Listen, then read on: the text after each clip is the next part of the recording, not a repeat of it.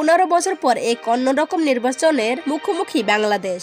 মাঠে নেই নৌকা, লড়াই এখন মূলত দানের শীষ বনাম দাড়িপাল্লার। কিন্তু প্রশ্ন হলো, বঙ্গভবনের চাবিকাঠি কার হাতে যাচ্ছে? তারেক রহমান নাকি ডক্টর শফিকুর রহমান? কে এগিয়ে রয়েছেন এই মেগা ফাইটে? চলুন দেখিনি। তো বন্ধুরা, ভিডিওটি শুরু করার আগে তোমাদের কাছে ছোট্ট একটু অনুরোধ, তুমি যদি আমার চ্যানেল নতুন দর্শক হয়ে থাকো তাহলে ভিডিওতে লাইক দিয়ে চ্যানেলটি সাবস্ক্রাইব করে পুরো ভিডিওটি দেখতে থাকো। তো বন্ধুরা, আর দেরি না করে মূল ভিডিও শুরু করি। আন্তর্জাতিক বিশ্লেষক ও বিভিন্ন জারিপ অনুযায়ী বিএনপি এখন পর্যন্ত এই দৌড়ে সামান্য ব্যবধানে এগিয়ে। দ্য ইকোনমিস্ট এবং বিভিন্ন ওপিনিয়ন পোল বলছে প্রধানমন্ত্রী হিসেবে তারেক রহমান জনপ্রিয়তার শীর্ষে। বিএনপি 300 আসনের মধ্যে 288টিতে প্রার্থী দিয়ে এক বৃহত্তম দল হিসাবে আবির্ভূত হয়েছে। তবে মাঠ পর্যায়ে চাঁদাবাজি ও অন্তঃকন্দলের কিছু অভিযোগ বিএনপির ইমেজকে কিছুটা চাপে ফেলছে।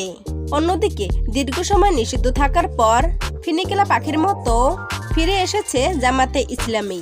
জামাত এবার একা নয়, তারা গঠন করেছে 11টি দলীয় জোট, যার মধ্যে জুলাই বিপ্লবের ছাত্রনেতাদের দল, জাতীয় নাগরিক কমিটি রয়েছে।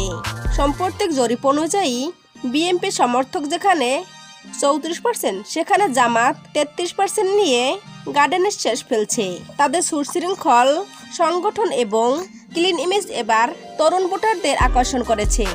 মনে রাখবেন, এবারের নির্বাচনে আওয়ামী লীগের কয়েক কোটি ভোটার কিন্তু নীরব। তারা শেষ মুহূর্তে কাকে ভোট দেয় সেটাই হবে আসল গেম চেঞ্জার।